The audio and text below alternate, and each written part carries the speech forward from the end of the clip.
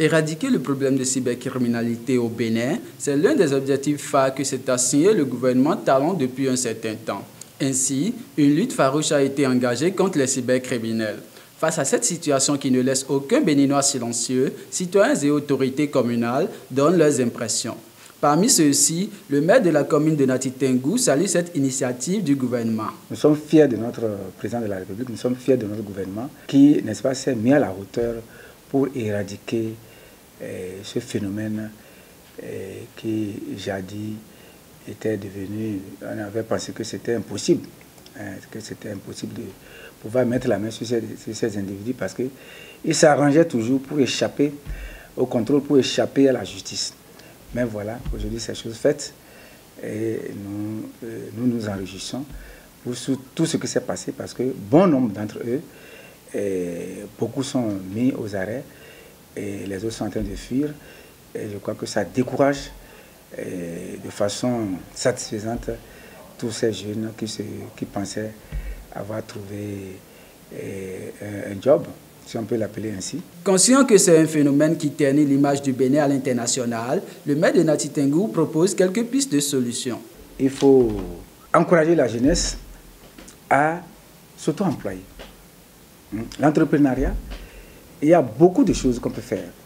Ce n'est pas seulement parce qu'on est instruit qu'il faut aller dans un bureau, bien qu'il faut devenir médecin, qu'il faut... Non, même la médecine et tous les autres secteurs techniques.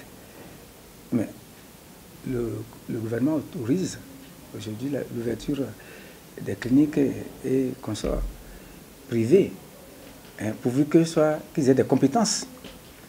Donc, je crois que ce qui est là, ce n'est pas pour une raison pour dire que non, comme il n'y a pas d'emploi, il faut encourager le mal. Découragé par le comportement de ses collègues qui aident ces jeunes cybercriminels dans leur pratique, le président départemental de la Fanametrab promet non seulement de les sensibiliser, mais également de dénoncer dès que l'occasion sera présentée. Et en tant que président Fanametrab Borgou, je suis en train de dire que, parce qu'aujourd'hui, quand vous regardez, quand on parle des Gaïman là, quand vous voyez, vous allez voir que la majorité de nos frères, de nos amis, de nos collègues, ce sont eux qui sont en train de les aider.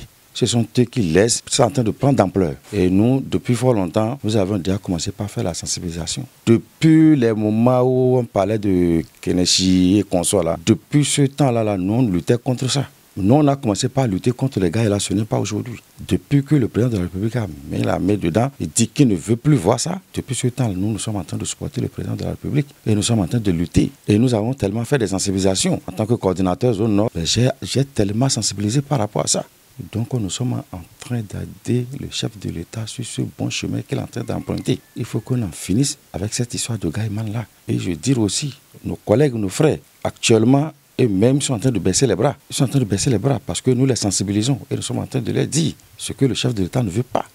Et ce qui n'est pas correct, il ne faut pas qu'on le fasse. Il est clair que cette situation fait beaucoup de bruit dans le rang des populations. Celles-ci ont été également saisies pour donner leurs impressions par rapport à cette lutte. Vu ce qui se passe dans le pays par rapport à ces fléaux, nous pensons que le gouvernement est en train de faire une bonne chose dans la mesure où il veut lutter contre cette cybercriminalité dans le cadre d'un bon processus de la veille citoyenne de ces compatriotes que nous sommes. Parce que sans la paix au niveau de nos structures telles que nos agents de communication, je pense que le développement serait piégé. Et face à cela, vraiment, je tire chapeau à ce gouvernement. Je les prie vraiment de continuer dans la même initiative. C'est une bonne chose parce que le gouvernement doit lutter pour ça.